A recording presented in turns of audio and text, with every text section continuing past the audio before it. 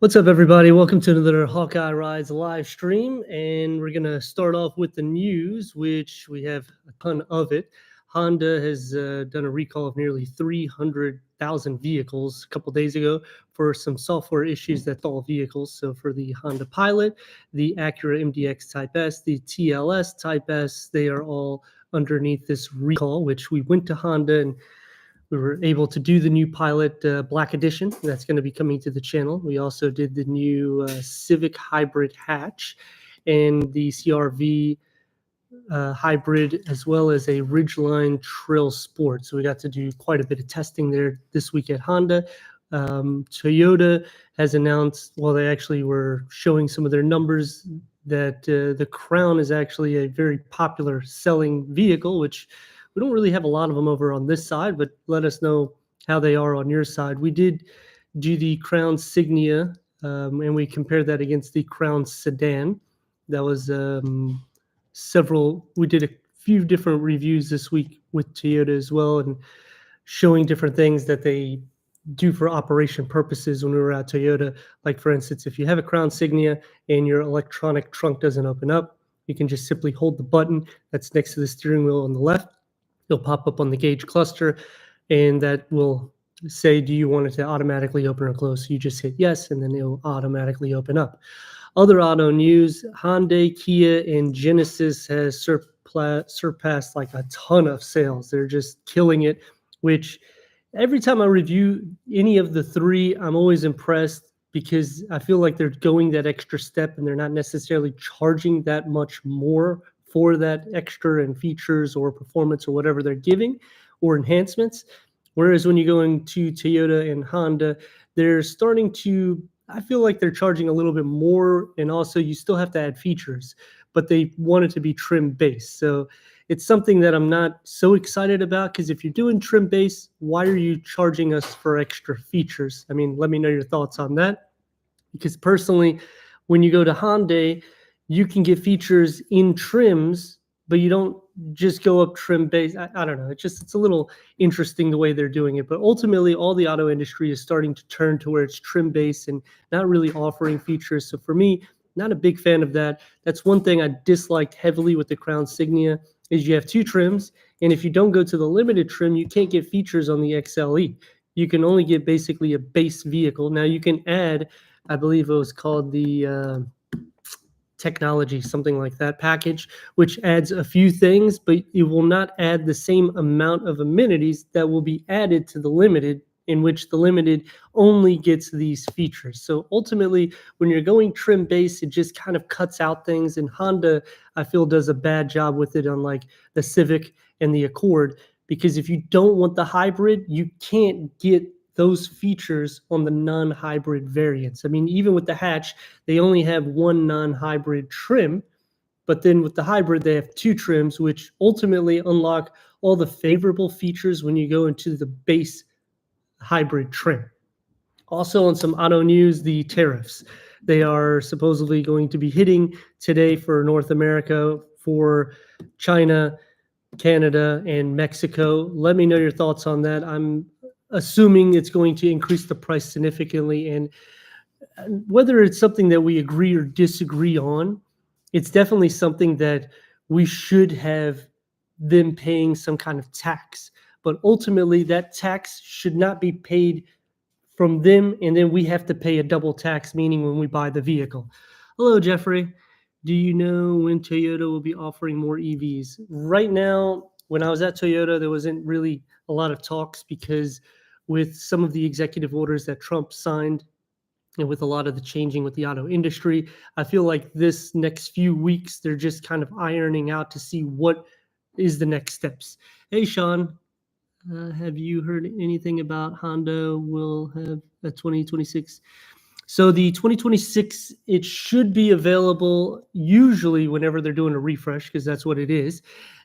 Typically, it's at the end of the year, so probably like late summer before winter. That's usually the last time. So usually in February, March, and then the next time is usually around July, August when they start coming in. So those two time frames is typically whenever you're starting to see a refresh vehicle, which usually with the 26 variant, it's kind of surprising. You would expect it actually to be at the beginning of the year because of it being refreshed. Usually when it's at the end of the year, it's not like the same because it's kind of like, I don't know, that's just the auto industry. Whenever it's all new, it's usually before the summer. So I guess people can enjoy it a little bit more so because school is out and things of that nature. But Honda is doing a little bit different approach with it for that. They do have a new Trail Sport, which I'm going to be excited to see because it's supposed to actually be an off-road variant, which some people may or may not like it. I think it's cool that Honda's kind of giving that extra length there. Hey, James, how are you? Good. Here in SoCal, we got Mexico, so it will be interesting. Yeah, that's I'm right on here. So, like with the tariffs, I'm a little bit skeptical on which way it's going to go because we get a lot of importing from these countries, and ultimately, I can probably, or even we can all see, I would say Monday, Tuesday, where gas prices are going to start increasing. Canada was already saying how they're going to try to strip us from the energy that we use. So there's a lot going in between. Hopefully, it's something that can be seamless and we can just make things work together. The bigger picture ultimately is this is going to not just affect us, but it affects the whole world too, because other countries are looking at this and saying, well, look how they're doing this and that. So it can change a lot of things, which ultimately will increase the price long term down the road. And there isn't anything to fix that problem, which usually that's the issue that we all see. And I feel like that should be something that is kind of set on the table instead of saying, okay, we need this, this, this. That's great. But those tariffs are not going to benefit you or me because it's not developing any extra job. It's not doing anything of that nature. And again, I'm not saying anything good or bad about it. We should have something implemented and we shouldn't be sending jobs overseas. I feel like that itself is kind of silly that you would give tax breaks to send jobs overseas and build things, and then we don't build nothing here. And ultimately what happens is whenever they want to increase the price, they do so, and we don't have any say.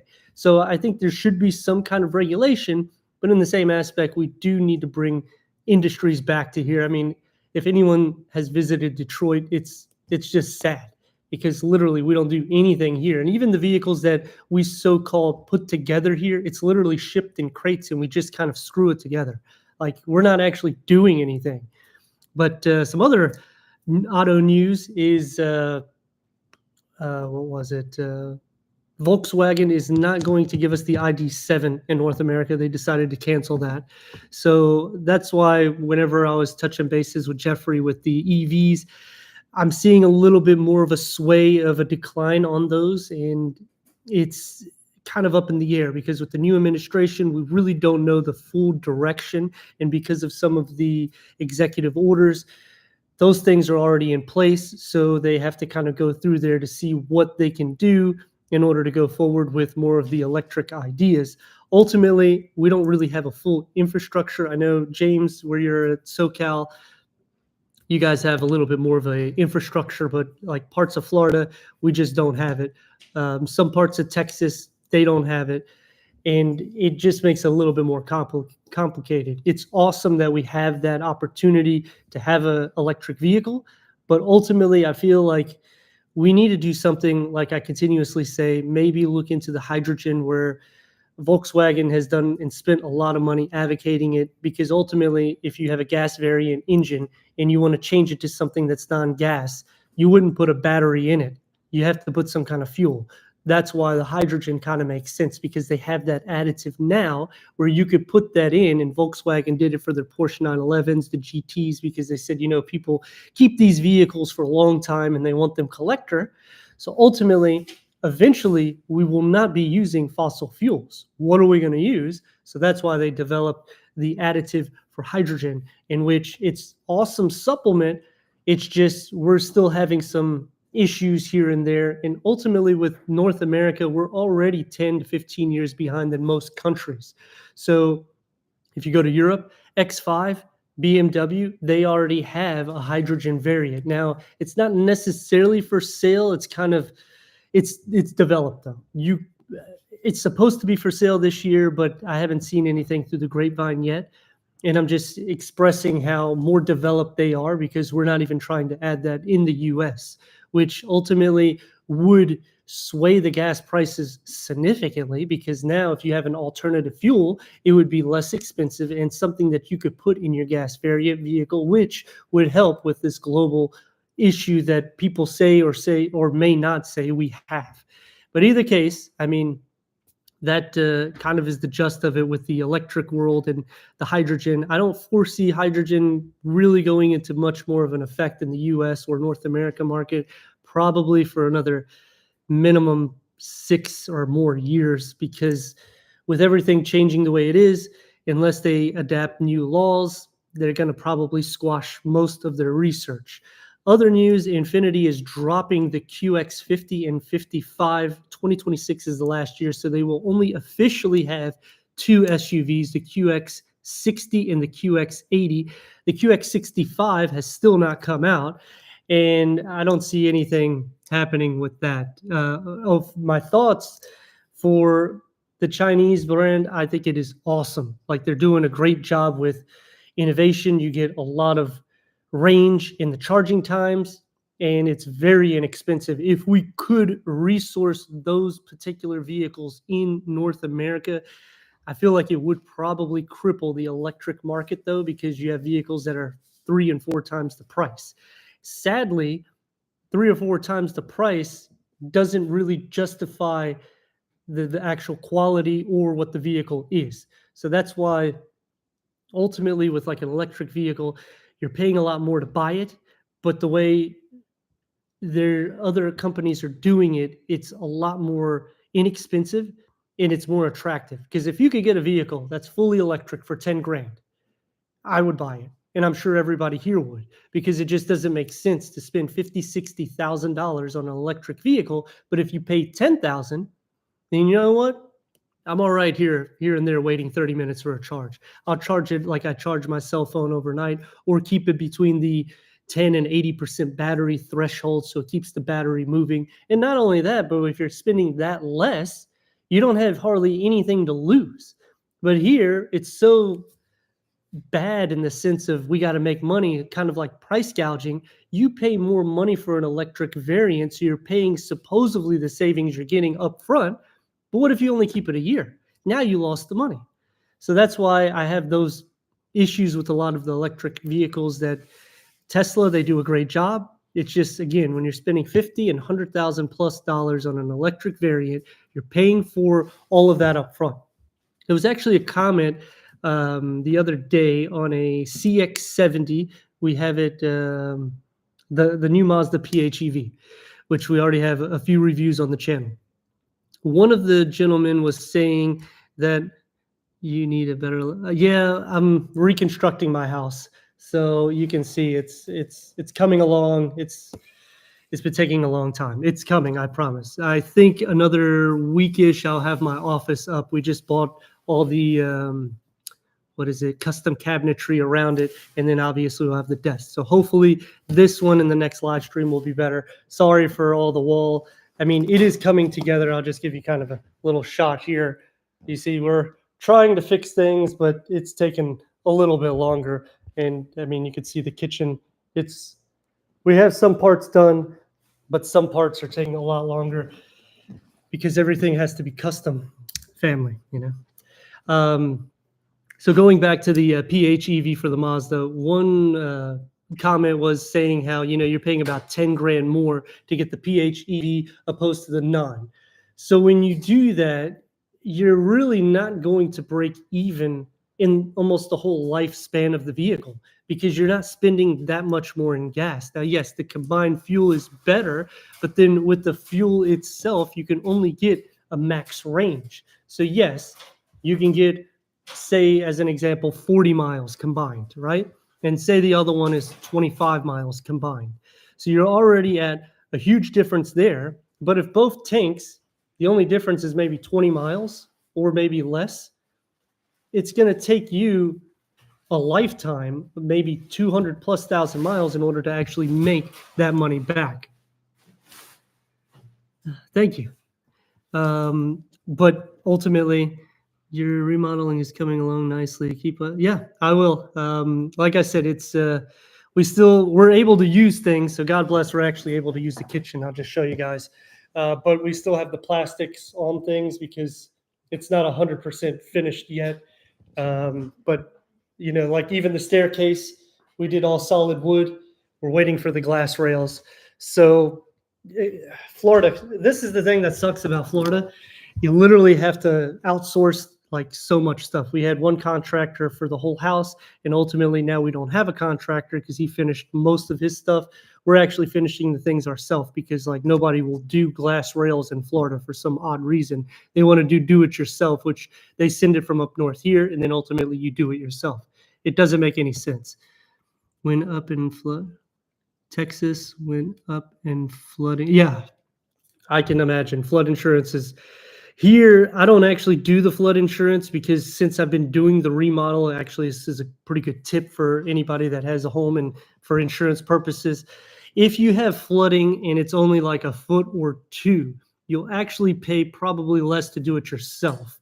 You could hire kind of like a handyman, and usually it's all drywall. So if you guys are familiar with Home Depot, Lowe's, and I'm not sponsoring them by any means, but you go there and you buy the drywall. You buy like, I think it's 8 foot by 10 or something. It's some crazy length. You just buy a few of those, and then you cut like a foot from the bottom and you put it in and you just mud it together. You wouldn't probably pay but a couple grand to fix a whole house. And I mean, I'm talking a house like 3,000 square foot, completely submerged a foot under. Obviously, the baseboards might be a little bit more, but you could probably still get a good savings. Florida, I mean, it's good. The only thing that sucks about Florida ultimately is it's hard to find anybody to work on houses, and insurance is crazy. Every year they go up. Like this past year, we went up over $1,000 opposed to the prior year. And flood insurance, I think it was like, which you pay through FEMA, which ultimately I don't know if FEMA is going to exist because that's kind of up in the air as well with the new administration. That I think was like 1,200 or 1,500 they wanted this year, which is like a normal number for everybody. So whatever it is, it's basically the same number. Just each state is a little bit different in their pricing. And I mean, I'm not for or against FEMA in that sense. I think that they do help, but for instance, we had some damage with our house with the hurricane that hit, and we got absolutely nothing, which I assumed that was going to be the case. And I know people that had absolutely no problems and they got stuff. So it should be something that's fixed. So again, I'm happy that these things are getting looked into to be fixed. But I kind of sidetracked. Sorry. So yes, if the PHEV is anywhere from $10,000 or more, in some cases, it's better you get the non-PHEV. You'll get a little bit better life out of the vehicle, and you're not going to see that savings in fuel or charging because there's no way it will be until you're at like 200 and some thousand miles, which most people, the most I've ever kept a vehicle myself is about 170, I'll say 176. It was under that. It's like 175 and change. We kept it for 9 years. I was going to keep it forever, but ultimately it had a CVT transmission, and it was a QX60, a 2014 model. And when I took it to service, they said that in the back end on the codes is saying you may need to replace the CVT, but there's no check engine light or anything of that nature. I didn't get the P whatever code. So I said, well, it doesn't have any shift problems. I also serviced it every 30,000 miles. I was very religious with my services on that vehicle. Never had a problem when we got rid of it. Ultimately, we decided, because I said, okay, what if I fix it? They said it's $7,000. The dealership told me $6,000 they would give it to me. And even if I went to other places, they didn't even want to work with it. And one company, I think it was Christian Brothers Auto here in Florida, they said they won't do anything with it. And some other mechanic shops said the same thing. So I researched online, and the going price is anywhere from $4,000 to $7,000, $8,000. Ultimately, you have to also use this disc in order to program it through the computer. You can't just use the computer software. There's a disc that comes with the transmission. So since there's a lot in the back end, I said, you know what? $6,000, the car was worth $7,000. We traded it. Now we have a 23 model. We've had nothing but problems. And I was actually, James had a comment right before the live stream. And ultimately, we're still up in the air waiting to see what Infinity is going to do. And with all the changes, obviously, some other news with Nissan, ultimately, they're trying to kind of lay off some more workers and close up and kind of make it a little bit more tight the way their facilities are. And I'm sure you're probably in certain areas, you'll see Nissan and Infinity merging together at one dealership, which for me, not a huge fan of seeing that. My Honda and Acura dealer, one of my teams actually have dealerships side by side. And I'm not really happy to see it because what ultimately happens is a buyer goes in to look at a Honda, and then they go and look at the most expensive one. And then they go into Acura, and Acura is even more money. And they're like, what the hell is this? So then it just kind of pushes them away from the brand. And a lot of the times, these teams, like the teams I work with, are pretty good. They know their stuff, but they may not be there whenever somebody's coming. So ultimately, you may get a salesperson that knows nothing about the vehicle, and they're going to push you into a vehicle that you don't even get half of the features, which I've seen it a lot of times, especially like Toyota, Honda. When I go to those teams, sometimes I'll see new workers, and you'll hear a complaint because I'm walking by them while I'm getting keys from different management teams. And they're just like, I thought I had a 360-degree reverse camera. I thought I had blind spot monitoring. They don't know what to look for. And it's sad because they're not educating the people, where obviously us YouTubers are, but they really need to fix that problem too, because the dealership interaction is a huge thing. In my Honda team this week, I was at Ocean Honda, which is in Newport Richey. Great team. That was actually my first Honda team I developed. And as a side story, I went to a Honda dealership near me. I think it's Honda of Wesley Chapel, which I have a team there now. I don't work with them, but I do have a team that I could work with. And I went there first, and they told me, none of your viewers are going to want to watch our vehicles. And I was like, what the heck are you talking about? My viewers want to watch Honda. Honda is a great vehicle. It's a good product, and I would like to bring it to the channel. This was years ago. They literally talked me out. So I went to Ocean Honda, great relationship. Even still to this day, when I go in, I talk to people that work with the owners, and they literally are telling me things and behind the scenes how, we get people vehicles with better interest rates. If they come in, they told me they had people come in with 30% interest rates. I mean, that is freaking crazy. If you guys go to buy a vehicle, do not buy any vehicle for 30% interest. It's a depreciating asset. I don't care how much you like it. Don't buy it. Since 2019 Acura RDX come. RDX, it was erased. JS, whenever he comes back. But yeah, when they were telling me that, and like some of the down payments and stuff, usually my recommendation, if you're buying a new car or a pre-owned car, doesn't matter, whatever you're buying, it's the second most expensive asset you will buy. So usually the down payment, you want to pay at least the tax. If the tax is $2,000 to $5,000, whatever it is, put that as the down payment because it's a depreciating asset. Now we're in a market where we can haggle, so haggle the price as best as you can. Toyota deal does the same thing in. Okay, so Lexus and Toyota. Now, one of my teams in Wesley Chapel, they have a Lexus and Toyota dealer, but it's like kind of across the street, but you could walk across. So they do the same thing. With Toyota, I mean, ultimately, whenever you're doing this, having the two brands side by side, they still want to be separate dealers. So this is the problem that I have with it. You go into Toyota, you get treated great. You go into Lexus, you get treated great. But then they're acting like they're not the same car. And they don't want to tell you that this is better or that is better. And if you're going to have the dealerships side by side, then let the person take the vehicle to the other dealership so they can actually see the differences. I have a lot of issues with some of my teams because I've wanted, and you can see I bring a lot of comparison reviews, but they are absolutely like, they go crazy sometimes when I say, can I compare this and this? No. Why would you do that? Because they know I'm an honest reviewer, and I'll say, you know what, I'll pick this one over that one. And because of that, they literally will not let me do the comparison between the two. So sometimes I do some sneaking in the background to still bring these opportunities alive because I think viewers should see the differences so they can really make a good judgment. Is it worth getting an extra year going to Lexus? Is it worth getting a better suspension going to Lexus? Things of that nature. James Anthony, do you think any companies like Berger Rona might come to US like Alfa Romeo?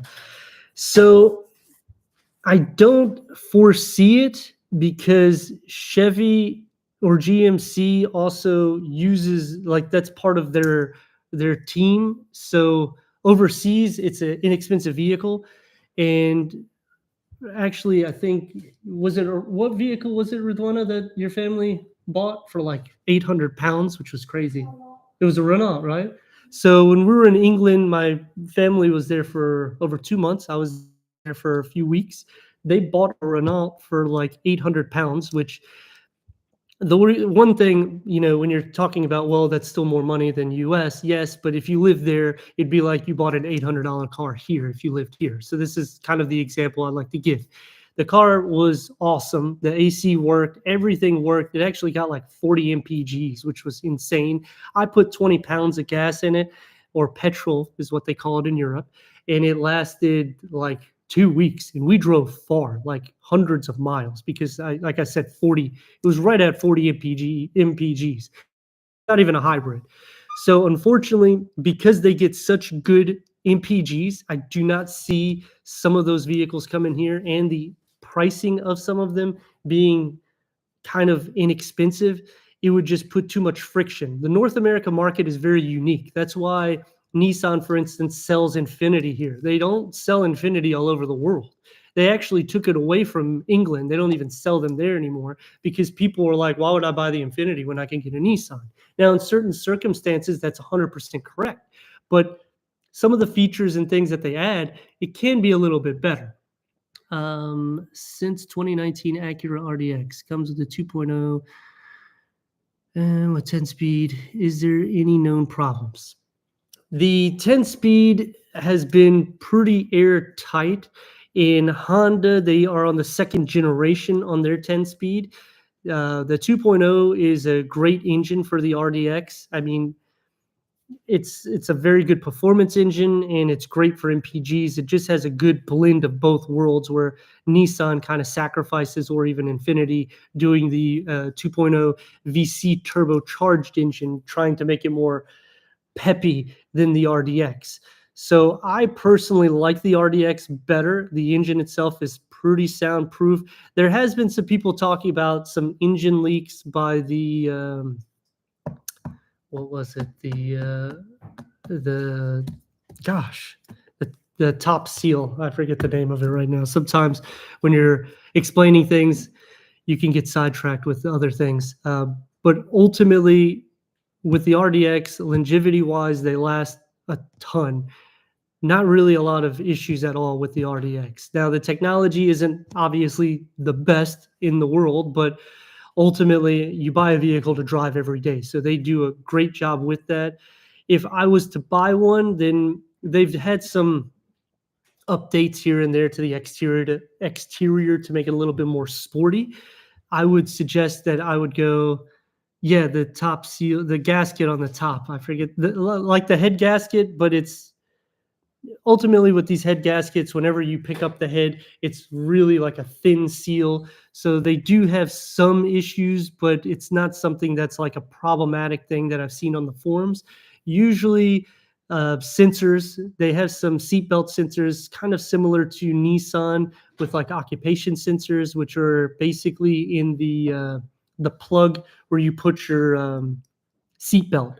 Now, there is two different sensors for those occupancy sensors. One is for the plug for the seatbelt, and the other is actually in the seat cushion. If it's in the seat cushion, it's literally like $1,000. It's crazy. You want to just probably get rid of the car unless you're planning on keeping it forever.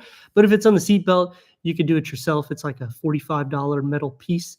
You literally unscrew like 2 bolts on the rail of the seat, pick it up, put it right there. It's kind of like it's not a spring, but ideally that's kind of what it looks like, because like this would be the rail. You put it here, it's kind of like this, and then you put the other part of the seat here.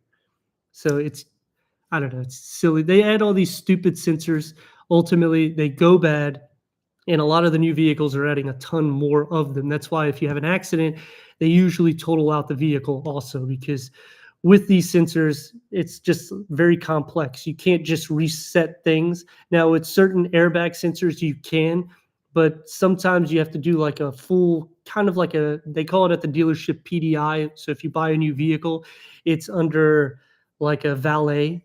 So if you don't reset everything back to factory set, then sometimes those sensors or check engine light, whatever, will pop back on. So that's why usually what I recommend if you're buying a pre-owned vehicle, obviously try to go to maybe like a mechanic, pay him $50 to $100 just to check the sensors and then check out if any oil leaks, anything like that. Maybe see, I know some dealerships, especially with pre-owned, they don't usually mind you taking the vehicle for like a day. You'll just have to sign a paper. You obviously leave your car there. It's not that you're leaving it for collateral purposes. You're just leaving it there because you can't drive two vehicles. You're one person. But this way you have like a day to drive with the vehicle. And if you could do that, or maybe as soon as you go for a test drive, start the vehicle, just keep it running for a good 20, 30 minutes. Then turn the vehicle off, then go for a test drive, then come back with it. Reason why you do this, actually don't go for a test drive yet. Let it sit, try to keep like talking and whatnot, so that way you could see if there's anything leaking. So you've already had the car running for a good 20 minutes, so the car is already heated up, turn the air conditioner on, all that. You can obviously see the water drip from the air conditioner line, which is fine because it has to drip that water. But this way, when you turn it off and now you're, maybe start looking at the cargo, look at the engine, look at this, just kind of BS for 20, 30 minutes, then look underneath the car. You'll be able to see any oil leaks or anything of that nature.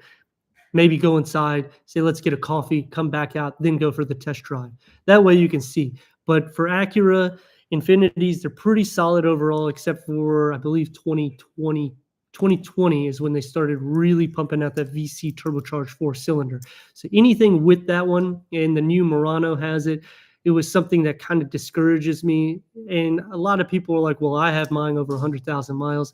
And I'm sure it is a great engine, but they have a lot of different, you can look on the forums, they try to do class action lawsuits, and they've also had where Nissan has bought a lot of those vehicles back because the shrapnel buildup inside, because they have an extra linkage inside, and that extra link is literally held on to the pulley, so it's theoretically like another pulley, so kind of like a 5-cylinder, but it's not. And that pulley will change depending on the compression ratio to make it get optimal MPGs, kind of like a 4-cylinder diesel, up to a V6 power and MPGs. Do you recommend an X6 or X5? Either of the two. Some people dislike the X6 back because of the way it's kind of cut off. I think Mercedes kind of cleans it up a little bit more. It looks a lot more sporty, but it depends on the color too, because if you get like a Dravid gray metallic on the X6, it looks awesome. But then if you get like a white one, I can see people saying, I don't like the rear of that. So it just kind of depends. Some of their colors do make them look a lot more aggressive. And the X6 does look more aggressive in the front, the way the whole vehicle sits itself, because it has that coupe design. The X5 is more of the traditional box. But when you start going into more of the M variants or adding like an M Sport to it, then it looks really aggressive. With trade Acura as expert vehicles, would you trade 2.0 for a Lexus? So the question is, would I trade in, if I've owned an Acura RDX, the 2.0 turbo, for a Lexus RX 350 all-wheel drive F Sport with the 8-speed automatic option? So I do like Lexus. I think they make a great vehicle. It's a lot smoother of a drive, but yes, the RDX is, yes, that would be a V6. Okay, so the difference though, I'm not really concerned about the MPGs and things of that nature, because the turbo, you could probably get about the same as the V6 ultimately. The drive is going to be a lot different. I've had some neighbors, because they obviously know I do vehicles, so I've helped them with different vehicle options and throughout the channel as well. And I've actually had a few people buy Lexus. They did the NX and the RX in different comparisons, and both of which, these two that I know right off my head, they were displeased within 6 months to 9 months because they had more of a performance drive, which the RDX kind of has that. Lexus is a very smooth vehicle. The F Sport is going to be kind of stylish. You can get a handling package, but it doesn't really change a lot in the dynamics. The weight distribution is good, but it's not something like a sports car. They don't really, with Toyota and Lexus products, they don't really capitalize on that next level to sport. So ultimately, you're going to have a very luxurious and awesome ride for long journeys. But if you're doing commutes, light to light, like normal, I guess, in the city living or just going to work, and you're not driving far distances, some people dislike how the drive is because it's not as sporty. So the RDX would be a little bit more sporty, something comparable to that. In pricing, I mean, when you go into the RX 350 and you're getting a F Sport handling package, you are going to start spending a lot of money. Now, if you can get it pre-owned, you can probably get it in the 40s, 50s, maybe. But once you start adding a lot of the premiums, that thing can go $60,000, $70,000 really quick. So just something also to take in mind, because Acura on the RDX doesn't go really to that level, even going on an A-Spec. You would have to go into the MDX. And going A-Spec, you're going to still be maybe 70 grand all in. You could get a Type S at those prices. So if you're still wanting that sporty drive, I mean, that's a tough one, because Infiniti, I feel it does have a sporty drive. I just don't like that VC turbocharged engine. And yeah, just looking for longevity, because obviously that's kind of where the question lies. Because if you're looking at Acura and Lexus, you usually want to keep the vehicle for quite a while. I know, because I've owned Infinitis, and that's the same thing with Lexus. I've had family members that own them and Acura, and usually keep them a good 7, 8, 9 years because they're just awesome vehicles.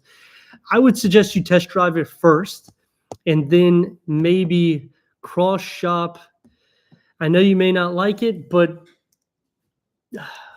I think Genesis does a great job with performance. You'll have the performance drive, you'll have the warranty, and they're pretty solid vehicles, especially if you go to the twin turbo V6. If you don't, you still have a huge amount of power increase, because I think it's 311 pound-feet of torque is on the non-twin turbo. And if you have the new Genesis dealerships, like, you'll be quite amazed. Are you still looking for a new car? I am still looking for a new car. We are just waiting on Infiniti, which ultimately Infiniti told me this week that until my vehicle is done, they can't tell me if they're going to pay me or buy the vehicle back. So it's been at the dealership for almost 2 weeks. Hopefully we'll get it back soon. Would you recommend trading in a car as opposed to more of selling on one? So James, I would, if you have time, list it and try to sell it. Do it through Facebook Marketplace. I've heard a lot of great reviews on that with different friends, colleagues, and people through the channel. Also, maybe go to a dealership that you're looking to trade, not like Carfax or CarMax, because CarMax will give you trade value. Go to a dealership like whoever you're looking at. They may want to buy your vehicle anyways, because sometimes they'll buy it and they'll give you more than trade value. So it's something to look into. But if you have time, it's better you sell it, list it on Facebook Marketplace, maybe offer up if you have something like that. Those things usually work well. Even off a lease, you might be able to list something like that there. Offlease.com, they have some where people try to just get rid of vehicles. Sometimes they don't necessarily look at the year or whatever. They're looking for a great deal, in which that's what your vehicle would be giving. It's the best time to buy a certified car. Price look. Yeah, I mean, if you're looking to buy a certified car, I would say, so the tariffs that have been implemented starting today and going forward could adjust some of the prices, and it shouldn't, but ultimately that's what they're going to use as excuses. So usually you want to wait at the end of the month or kind of the beginning. So if you were there like today, tomorrow, they would put that on last month's sales. So you could get a really good deal potentially. That's through the dealerships. End of quarters are always great times to buy. So like March at that time frame, because also the end of the month, the end of the quarter, just great time, or end of the year sales are always the best. Because of all the change and shift with administration, I would recommend that maybe wait, unless you're trying to sell a vehicle and you have another vehicle, maybe wait a couple weeks just so that way things kind of iron out, unless you're trying to see if you could get a deal before everything gets implemented, because things can go up crazy. CarMax gives me 22 for a 2019 Highlander. So like I said, CarMax usually gives you just trade value. Now, if you, and they do like a no haggle type of deal, so you can't really haggle with them. And in some cases, if you're looking to buy a vehicle from them, they can have, I've noticed maybe 80 to 85% of them are usually, there's something on the Carfax, whether it was just like a light accident or something of that nature. Win your next car video. So we just released the Audi, I think it was SQ7 today. Let me just double check. I believe that's what it was. Yep, the SQ7 was released today. Tomorrow, because I have it all scheduled already. And next week, we're going to be going to Land Rover, Range Rover with Hyundai. We have to go back to them to do a couple of other things. And we have some Kias coming into the channel. Unfortunately, we were not able to get the GT-K4 yet, or the Turbo. They didn't have it, but we're looking to see for some other teams because of inventory being kind of light. 1 second. And then tomorrow's video, I believe we have a calligraphy coming, a Palisade calligraphy, which is an awesome vehicle. The Palisade is getting a full refresh next year, so that is something also. If you guys are interested in getting something that's awesome in the sense of pricing, great warranty, you might want to look at a 25 Palisade. The calligraphy, I believe, is around 55, but you get tons of features. The ergonomic ergo motion driver seat, which usually a con to me in the review is the passenger doesn't get it, and they drop power seat adjustments on the passenger side. But I mean, to each its own on that, I guess, right? Where's your son? So I don't know. My son and daughter both went upstairs. So I asked them if they wanted to be part of it, and they didn't answer. So I said, well, the show has to continue. Range Rover, yes. So we have it scheduled for Thursday to go to Range Rover. This is another team in Lakeland. I'm just kind of waiting for the confirmation with them. And we're also going to Mazda. Hopefully they'll have the CX-50 hybrid. I'm kind of excited about that, but I'm not so excited about them using the same thing as Toyota, because it's literally the same engine. You're getting that e-CVT transmission, which is not a big deal because, again, it's not a CVT transmission, it's an E.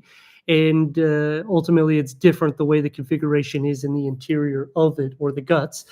But I feel like Mazda, they're doing a great job. They're doing a lot of refresh and bringing a lot of vehicles. But some of it, I mean, if you're going to go that route, like you're getting a Toyota guts per se, you'll get the suspension of Mazda and the interior and the exterior of Mazda. But the actual functionality or the longevity of the vehicle is Toyota, the engine and transmission. So I'm a little skeptical. I am excited to see how the drive is, though, because I do like the CX-50. Not yet. The E-Vet, James, I went several times to pick them up. And like I said, last live stream, they had 3 of them waiting for me. When I couldn't make the one day because we had a rain out, we went the next day. They were all sold. And for some odd reason, there's none on the lots.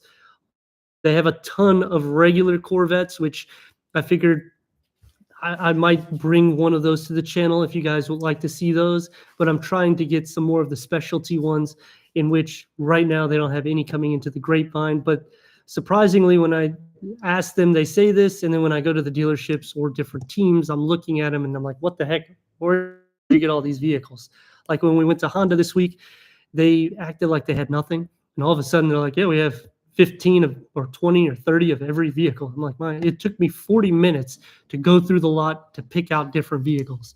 Audi e-tron GT, yes. So The team that we got rained out with last week had that vehicle, the e-tron GT, Sean, and we tried to reschedule it, and unfortunately we had some complications with the rescheduling, so I may just drop in next week without schedule and just do the review. Hopefully it's still there. 2019 to 23 Cayenne S or a turbo. Yeah, I mean, that's definitely something that I'm sure we can help you find. Like I've said, if anybody is looking to buy vehicles and or lease or whatever, you can do so through my teams. Just let me know. I think it's on my description for the channel.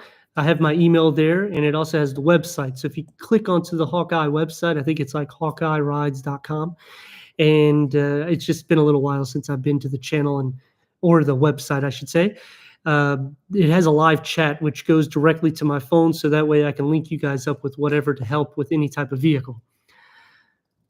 Yes, so James, I will definitely talk to my team to get some Corvettes lined up. And then, like I said, for the Range Rover Sport or Velar, yeah, like I said, just click onto the website, and I believe it'll pop up when you just scroll. It'll pop up on the right, and it'll just say, you have a question or something. That literally links to my cell phone directly, so that way it makes it easier if anyone needs to communicate off the channel. And you can always do so through the community tab or through whichever vehicle that you're looking at through the reviews. And I'm very responsive with it. I try to usually respond to comments within minutes to a few hours, just depending. Obviously, if I'm on the field, it can be a little bit longer.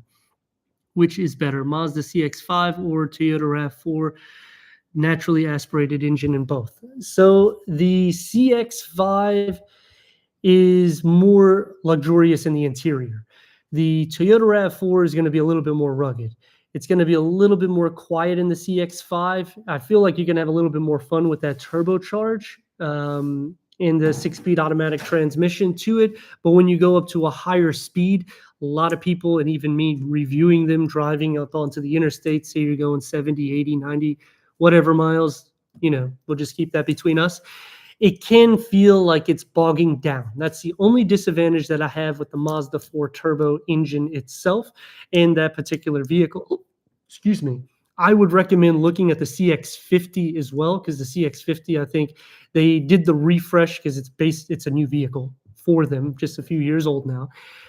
That should have been the refresh for the CX-5. I think it was crazy that they just said, you know what, we're going to make a whole new vehicle. But the CX-50 is just very nice in the interior. They cleaned up a lot of the things that I complained about on the CX-5, and both of them are on the channel. So if you have any, I could probably link. I don't know how to link it on this, but if you look at one of the Mazda ones, just drop a comment and I'll link it to you, so that way you can see for cross-shopping purposes. Did you hear through making a new Macan? Did you hear they're making? Yes. So with Porsche right now, they are just like Audi. They're doing a lot of changes. So it's actually really exciting what Volkswagen is doing as a whole, because a lot of their vehicles are getting refreshed. So I'm actually really excited to see the updates that's going to be coming into play. A few weeks back, I know we were talking, Sean and me, we had a few things through the chat where, we saw the different suspensions and things of that nature, and how they're bringing more horsepower, torque. They're changing up everything in the interior and giving us finally the refresh that we need and putting it a little bit above. The RS3, I did check on that. There has been some news through the grapevine that it is coming out, but I feel like it's going to be badged as a 26, because I still do not see anything or any confirmation of a 25. So it's probably going to be badged as a 26, meaning it'll be coming out around July, August time.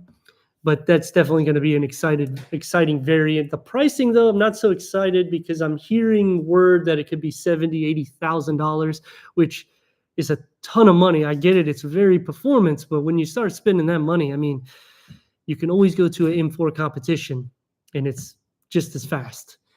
Let's see. Can you help me find an X5 M50 or an M60? Yes, certified. So like I said before, any type of vehicle that you're looking for, we can definitely help you with it. Um, you can either chat through the comment of the video, through the community, or if you want to be a little bit more private, you could go to the website. And like I said, it links to my cell phone. And then that way I can communicate a little bit easier and give you guys different cell phone numbers. I do list the phone number of the dealership. I have been taking out the people's names of the dealerships only because I've noticed that um, I've had my teams actually tell me some other YouTubers are trying to use my dealerships, and I was like, wow, I appreciate them for letting me know that. So they have asked me to remove their names off of the videos because they want to be more exclusive to just me reviewing, which I really appreciate that. And if any of them are on the channel or watching this either now or later, thank you for doing that, because it's awesome that they give all this opportunity to us and they entrust us with these type of vehicles. Do you recommend a multi-seat? Oh, hold on. Let's see. I really want a blue one. Have you owned a BMW before? I have not personally owned a BMW before. My brother has, and my brother's also owned a Porsche. I have been kind of always the opposite of what he's owned. So, like, he's owned Honda. We would be more of Toyota. I hate to say it that way. I do like Honda though, and BMW. We are looking to purchase one. I think a lot of you guys already know that because I've been talking about it for quite a while. But ultimately, in the process, we ended up buying another Infiniti, and then because the thing costed around 70 grand by the time, actually a little bit more after we did all the updates to our personal one because we kind of customized it. It didn't set us back. It's just, we spent 70-ish there, and then we're remodeling the whole house. And I said, let's just not keep spending a lot of money right now. So that's why I haven't jumped the gun. And ultimately with Infiniti now, with either buying it back or doing some kind of payment to us for compensation, I just want to see what they're doing first. On the X5, what are your favorite features? So the X5 favorite features, I like their camera system. I think is awesome. It's a little bit not over the top. I feel Mercedes kind of goes a little bit more so because it kind of goes to like this view of the earth almost. BMW just kind of goes around the vehicle, so I like that. The reverse, I forget the name of it, but I do some of them on Instagram and TikTok where I show that it automatically reverses. I think it's a cool feature. It works pretty decent. Usually when I do that particular feature, I'm really close to obstacles next to me. And unfortunately, I'm trying to make it where people can see that because sometimes like it almost hits it. I'm like, man, imagine I'm driving a 150 grand car and then I hit an obstacle. What the heck would go on? Obviously, I'm insured, but that would suck. Some other features that I like about it is the performance.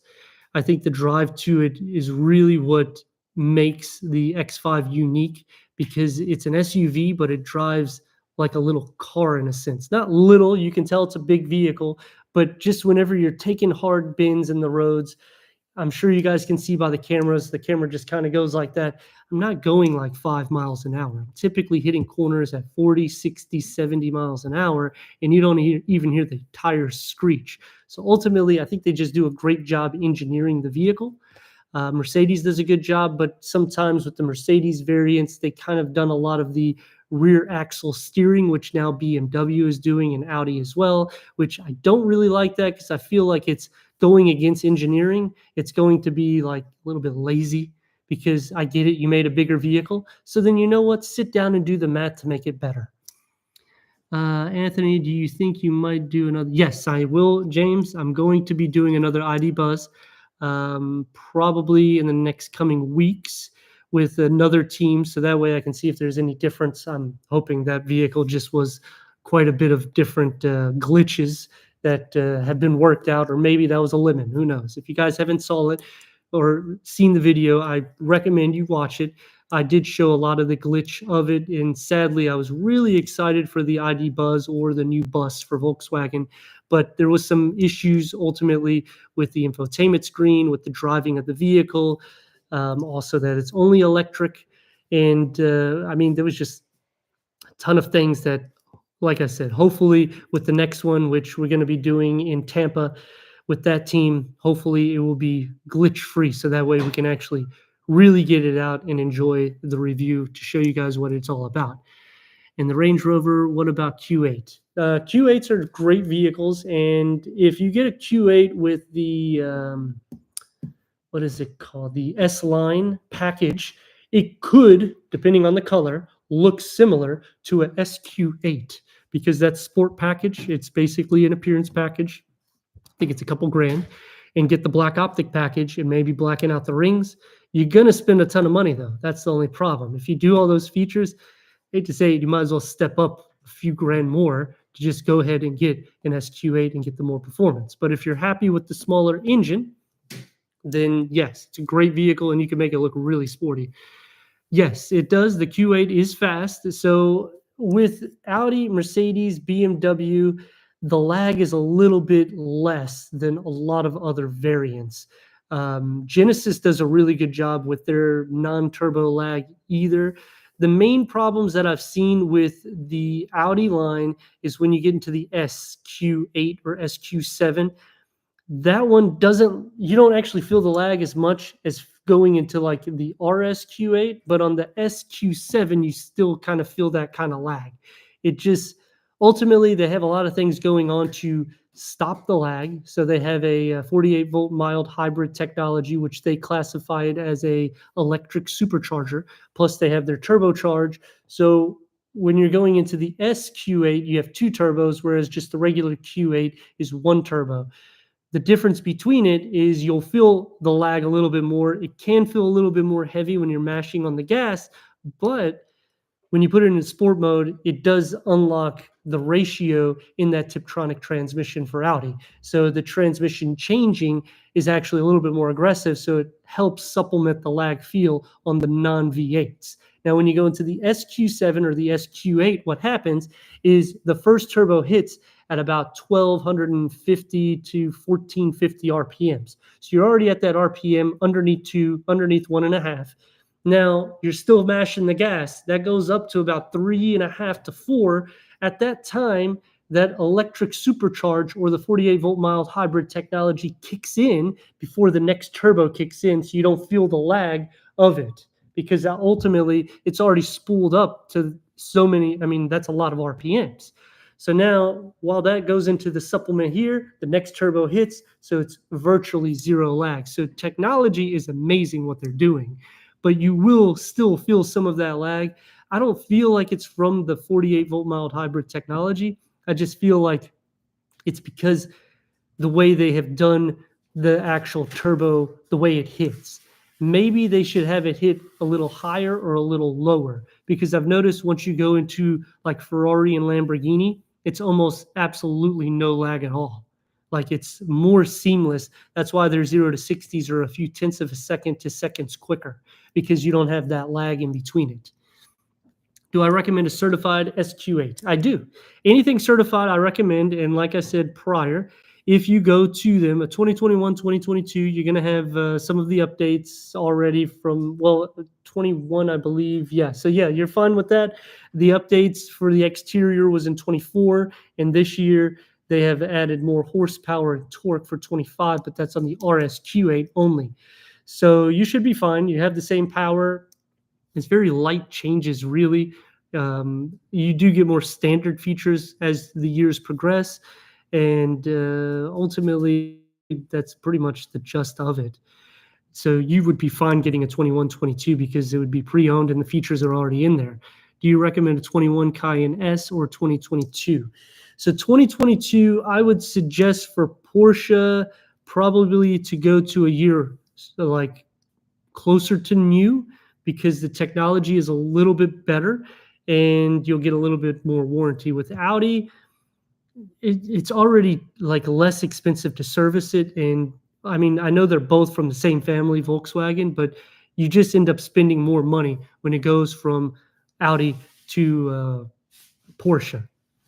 Which one you like better? Cayenne base or S? Cayenne S, I would go. Do not do a base unless you're doing like a few years old, because the depreciation of a base Cayenne or any Porsche typically gets a lot more so than any of the levels up. That's why they have like what is it? They have like the so if you do the base and then they go to the next tier, go always one tier up minimum with Porsche. It just holds its value better. Mazda CX-50 still has torsion beam rear suspension and not independent rear suspension. With torsion beam makes the car perform bad. Yes, but it also makes it makes the drive a little bit more smooth and quiet. So multi-link is better, but it's better on cornering, but for noise, you will hear a little bit more noise, not a significant amount because you're in the driver's seat, and the ride is actually a little bit more smoother with the Torsen beam. I usually complain about that myself because Mazda has went that route, and it's sad because when you're thinking about competition, you usually like Mazda. I feel is a little bit more premium, especially in the interior. It's more soft. They don't use a lot of hard plastics. I like Toyota and Honda, but they do have a lot of hard plastics.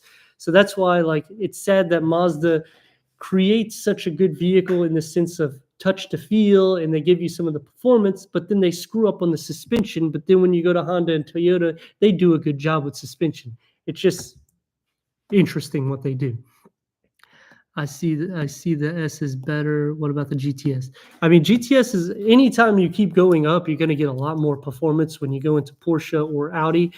But I would start off with at least an S. I wouldn't go. Well, I mean, if you go base Cayenne, just like I said, you'll notice that there's a ton of them that's on the used car lot. And one thing that ultimately happens is you can get those vehicles a lot cheaper because when you're an owner of a Porsche and you go to give your car for service, they give you a loaner. They're going to give you a base Cayenne typically. So that car they end up selling usually 6 to 8 months, maybe 9 months down the road. So when they sell that vehicle, they're selling it as pre-owned, even though it's not, but it's still registered. So that's why it's pre-owned. And they usually will give you a certified warranty, and it typically has 7,000, 8,000 miles, and you'll see a huge deal. So if you are looking for a Porsche, I mean, I would recommend seeing around your area first, because obviously it makes it a little easier. But if you want to work with anybody with us, then like I said, I talked to a lot of my teams, and they said that they already have people that can flatbed the vehicle over for delivery. There's absolutely nothing. You would just do the deal, and they would send you the car over. I'm sure they'd put a nice bow tie on the top, but ultimately, I would suggest also looking at some of the dealerships when they are getting rid of their loaner fleet. I think they call it loaner retirement program, because then you could get like a huge deal. Yes, they will flatbed the vehicle to Texas. I actually asked my dealer specifically because I know you asked me before, and I said I have several people that have asked about it, and they said that they've done it to Texas, they've done it to California, so they can deliver the vehicles anywhere, and any of the teams will do so. Just like I said, anything of those natures, just let me know, and I can link you with whoever to make it a little bit easier. Usually, the teams that I link you with will be more knowledgeable in the sense that they're going to take better care of you, so they can zero into what you're looking for. And if you need any help, ask me. Is your service free to help? Yeah, that's what I was basically saying. So if you need any help, ask me and I'll help you allocate the way to go, because ultimately you don't want to just go to them and say, I want a Porsche. And then they're like, okay. And then they just sell you whatever they think you want. Let me know whatever it is that you're looking for. And then I can kind of zero in and maybe give you 3, 4 different options, or let me know the options you want to choose. And we can kind of streamline through that. And then ultimately I can link you up with different teams. So that way you can get something that you want. Do I recommend a Cayenne Turbo or GTS? Which is better? I mean, I prefer the GTS. The Turbo is awesome. Do dealerships deliver your car to your home and give you a rundown on tech? If anything set up, do they charge extra? So they'll deliver it to the home. I'm sure they would. I'll have to double check, but because of the vehicles, like 100%, they are supposed to give you so many hours. And from what I have noticed with the teams that I work with, which is why I work with these teams, they actually do care about you knowing the technology of your vehicle. So they would probably set up kind of like a Zoom to make it easy for you. That way you don't have to go into another dealership, because ultimately the experience of buying some of these vehicles, that's why you buy them. It's not just the quality, but it's also the way you're taken care of. So that's another reason why I work with my teams. Like, for instance, my BMW, my Porsche team, my Mercedes team, they're just awesome teams. They literally go that extra step. I've literally seen them walking to clients and showing them, and not being like, "Oh my God, they don't understand how to do Bluetooth." No, they want this. I've even helped with things in their website where I've done like their Bluetooth connectivity, how to show Bluetooth connectivity to activate it, or wireless Apple CarPlay. I've done videos for them because they really want people to experience and understand and operate their vehicles without having any issues. And that's why I appreciate the teams I work with, and in which sometimes I'm not able to get certain vehicles, which I can get them, but I choose not to because I don't work with that team, because I don't see the same quality. I am going, like I said, to start traveling so that way I can also see the way other states are working with their customers and ultimately teams like me, because I think it's a very big deal, especially considering I am telling you it's a good vehicle or bad. So if I'm putting my name out there, I want it to be just as good as the vehicle is. Do you recommend a Turbo SE hybrid? Maintenance plan, certified? What state you're going to go to? So I am actually planning on going on a quick vacation. I think, where are we going, Riz? We're thinking about going to San Diego for a few days.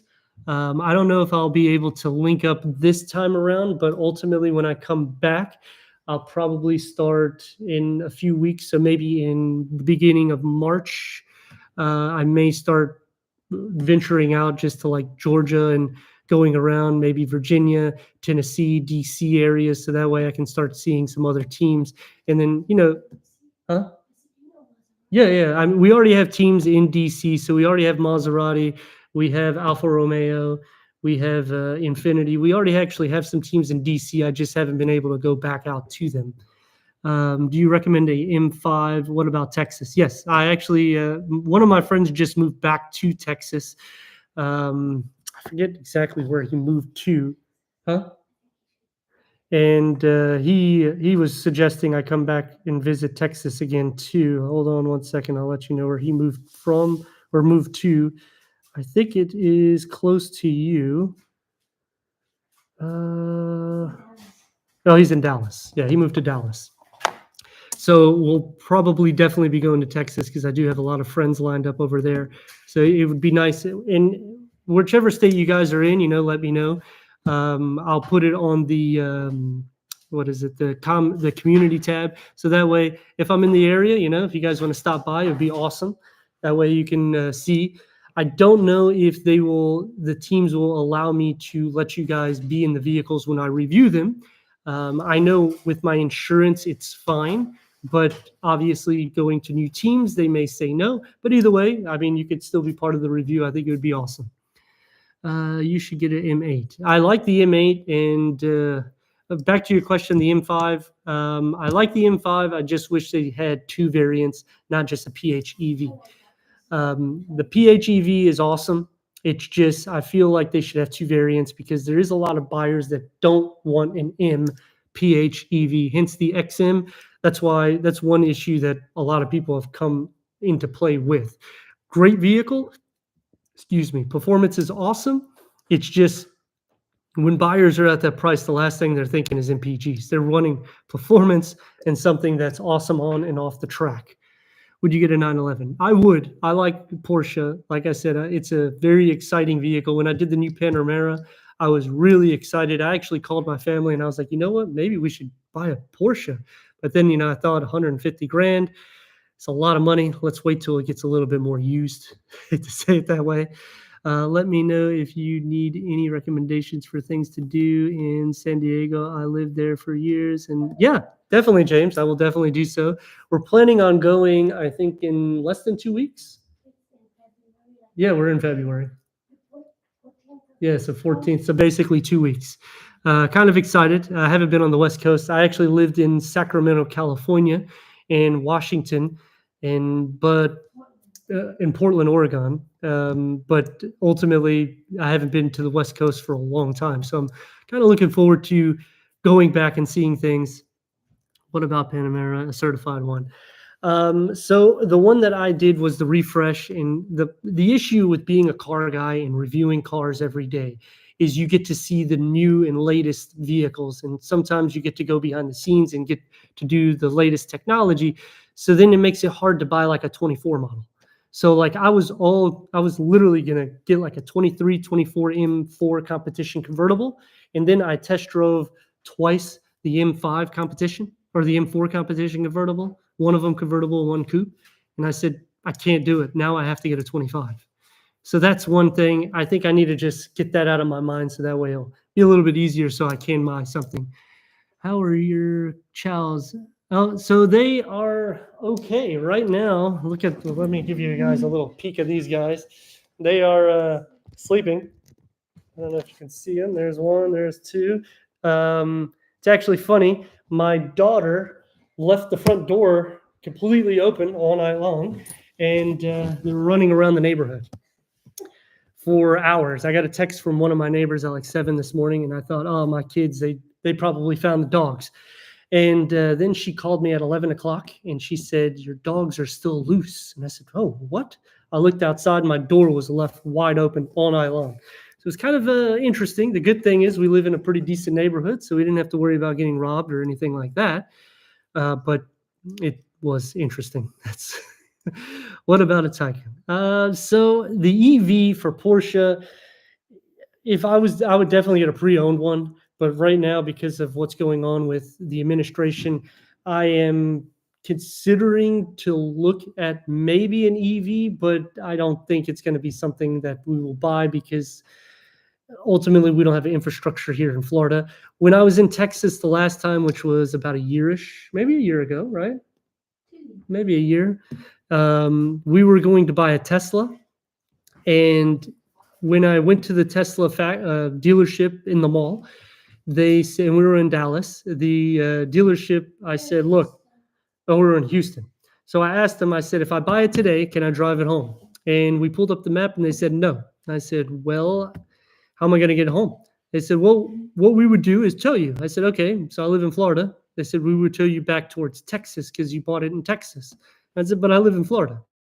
So ultimately, I'd have to get a hotel for 2 days. And I said, so I'm going to buy 100 and I think it was 120. So I said, I'm going to buy a 120 grand car and I can't even drive it home. I have to go to a hotel 2 nights before I can take it home. And they said, yes. I said, well, you guys have an excellent day. They're not good cars. I mean, I think Tesla is good. It's, you have people that love them. They're not good cars. You don't like them?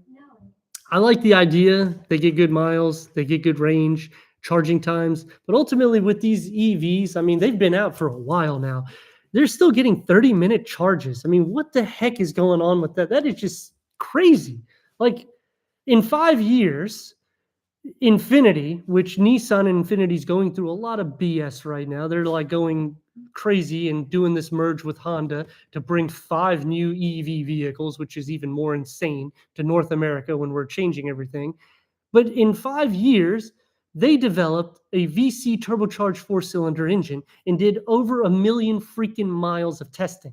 And with EVs, they've been out for more than 5 years and we're still getting 30 freaking minutes of charging. I'm sorry, I'm not meaning to vent, but I just get really passionate with changes in which EVs are just not doing that. They don't care. They're just like, you know what? People are fine with charging for 30 minutes. When Ford, I think it was 4 years ago, said that they had a plug, an adapter that could charge the vehicle in 5 minutes. But literally within a weekend, all of a sudden, nobody heard that. And I think that's just ridiculous because they should be more innovative. We should be able to charge them faster. Hence, when we put our phones on a wireless charging pad, they've made it where they can charge faster. They've made it where it'll cool off. They've had fans and things of that nature. They just need to be more innovative instead of making a vehicle and adding more money to the price. What's your favorite Porsche color? I like the Miami blue. Miami blue, I think, is awesome. You don't see a lot of them. It's like a lightish blue. And the reason why I like it, it's a kind of unique color. It's a premium color. And whenever we went to the Porsche event, when we were racing Porsches a couple years back, they had like 4 or 5 of them there. And I said, wow, that's amazing. And then I actually started looking a little bit more in depth because we got to do a lot of hands-on testing and we got to do some actual racing with the vehicles. They actually set up a little track, which was great. BMW did the same thing. We did do a couple of videos with it, but unfortunately it was raining. So the track timing, we didn't get to do as much as we wanted, but we did have a lot of fun. And ultimately, because it was raining, they were like piling everybody on the course that they listed or that they had. And like when I was racing I think it was the i5 M50. When I was racing it, I actually was catching up to everybody. So I was on their bumper. And they said, well, you're doing a good job with it, but you got to slow it down because everybody has to be on the track. And it just kind of sucked because you couldn't really get to do the performance. And then I had another opportunity, which I didn't show the footage. BMW North America came down and I got to do the same thing with their team. It was a younger team. They were like just young-minded, I guess you could say. So like when I took them, I said, listen, when I drive the vehicle, are you guys all right with doing performance? And they said, yes. I said, now, like when I do performance, I'm not going to drive it like you guys are driving it. I drive it full performance because I know the potential. I don't go to the level of wrecking the vehicle, and I'm not a professional, but I know the limits that I can do. And sometimes I go a little bit above them because I know it's not exceeding that. And they said, yeah, that's fine. So I had them sit in the passenger seat, one in the back. I did my little thing, which is the same courses that I do on the videos. And ultimately, when we finished, they said, yeah, I don't know why you drove the vehicle like that. And they made me get out and I had to sit in the back seat. So I didn't show the recordings. And I thought, what the hell are you talking? It's a BMW, man. This is a M50. You're supposed to do performance. The damn thing has the performance for it. It's a perfect 50-50 weight distribution. Yeah. Yeah. When I went to the BMW event, the F1 racers was actually, telling me how they can see that I know how to do the performance with it, obviously not to their level. And I'm not trying to say it like that, but they were like, you have experience. And I said, yes, I've driven these type of things. I do some different performance stuff. Unfortunately, sometimes the companies don't allow me to release the video. It kind of sucks, but this is the crap that ultimately goes on. The good thing is a lot of these things are getting vetoed. So hopefully I can start bringing more of that stuff to the channel. Do you like the chalk? I do like the chalk. It is a cool color. It stays relatively cleaned okay whenever it has like a bad rainstorm. Ultimately, though, you have those black dots everywhere because ultimately it's white. Porsche, BMW, Audi, they use these in touring car races. Yes. So whenever we haven't had the opportunity to do anything with Audi yet. We have with BMW, with Porsche, Mercedes. We did a lot with the AMG GTs, which was amazing. And it's actually funny because that particular vehicle, any of them, there was 63, the AMG 63. I did the coupe, the convertible, and I forget the other one. It was a special edition model. And when I did them, every single one of them, we got thumbs up. And I was like, wow. I did the MA competition. Nobody even looks at me. And I'm like, what the heck is going on? But Mercedes is just that wow factor, I guess. And kind of the same thing with like Porsche. I got pulled over with a Porsche. I think I left it on the review. They pulled me over because I didn't have a license plate. And we've got pulled over with, Subaru and Volkswagen. I find it funny because like they pull you over. Like, what are you doing? I'm like, nothing, just test driving a car. And they're like, what's all these cameras? I'm like, I'm reviewing the vehicle. What does that mean? I always find it funny. So I just end up saying I'm an influencer. So that's what I do. And then it's like a 30-minute conversation, ultimately an hour back to say, drive careful. And I'm like, I didn't do anything illegal. Because usually, like, if you guys, I'm sure you noticed on the BMW videos, I have an area where it's kind of closed off. So there isn't anyone usually on the road. And we do that purposely for safety. And we're fully insured, but sometimes we get up to higher speeds. So we do this where it's not going to affect anyone else. Any news with BMW with having a M5 wagon available? Yes. So right now I have been looking literally like almost every single day. I have the app where I can see the inventory on some of my teams. It's really cool. I could just log in and I can see if they got it or not. So far, nothing has came in through the grapevine. They have had up to 3 M5s, which I have another M5 coming on the channel. I didn't want to saturate it with the same vehicle, but this one was a unique color. So I said, you know what? I'm going to definitely bring it because it was awesome, fully loaded, had the carbon brake package. It was listed at almost 150. So literally every single feature you can have. Yeah, it was the forest, deep silver forest, something like that. It's an awesome car. It is coming on the channel very soon. The wagon, as soon as I get it, I will definitely put it and probably throw some pictures on the community. Do you like the X3? The X3 is an awesome vehicle. I feel like the interior, they have changed it in some areas, inexpensive too much. I'm not a huge fan of the upgrades whenever you're buying that recycled material. I do appreciate that BMW goes that route though, because like Tesla doesn't even go that route. You're building these eco-friendly vehicles, but you're adding new plastics. I mean, whatever that is. But with BMW, they actually source it with recycled materials. So I like that, but I feel like they went too inexpensive on areas. It starts looking like milk jugs.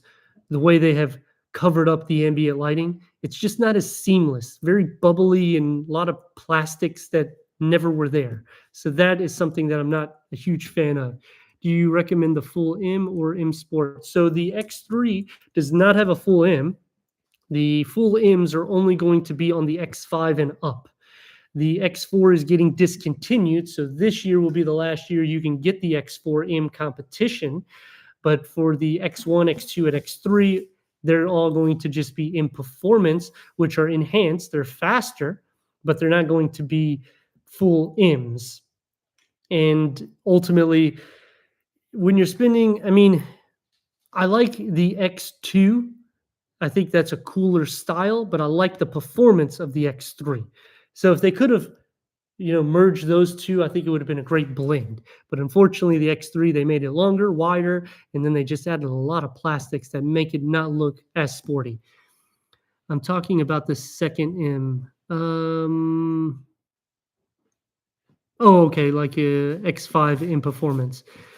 Okay, so if you're going for like an X5M, like the 50, great vehicles. They're now the 60. They changed that last year for 24. Great vehicles. My brother actually owns one now, maybe 3 years or so. And, they're solid. You have the same M engine. It's just detuned. Now you are losing some components of cooling because you're not getting a full-blown M, but you get more towing capabilities going into the M spec or the M not full M variants. Does he like it? He does. He likes it a lot. He actually, every time I'm on the phone with him and somebody is trying to race him, he's like, "You don't know what the hell I have," and he just slams the gas. And I'm like, "Dude, just take it easy. You drive it like a baby, and then when I call you, you go all aggressive. It's crazy." But we're going to wrap up the live stream. I'm glad everybody came out, and I appreciate everybody for attending.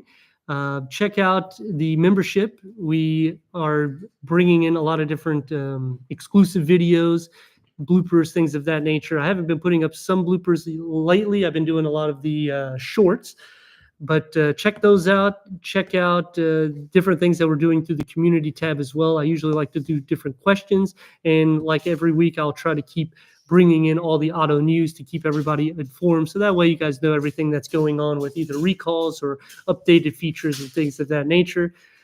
Thank you again, and hope to see you guys next week, and enjoy the rest of your weekend.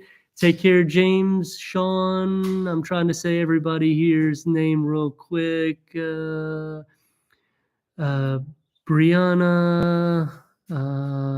Just really scrolling through real quick. JS, EM, Brown Eyes. Thank you guys very much for making the live stream like it is. And if I missed your name, I'm sorry. Again, thank you. You guys have a great weekend and look forward to seeing you again.